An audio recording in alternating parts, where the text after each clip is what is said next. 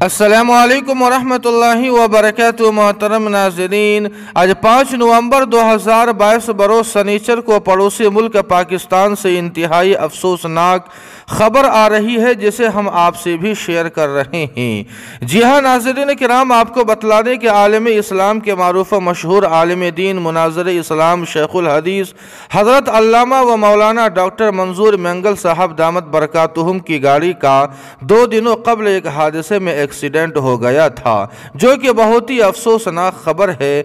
लेकिन खुशी और राहत की खबर ये आ रही है कि मौलाना मंजूर मैंगल साहब दामत बरकातुहुम इस हादसे में बाल बाल बच गए हैं और फिलहाल सही सलामत है। नाज़रीन किराम, दुआ फरमाए कि अल्लाह पाक हज़रत मौलाना की हर मोड़ पर हिफाजत फरमाए।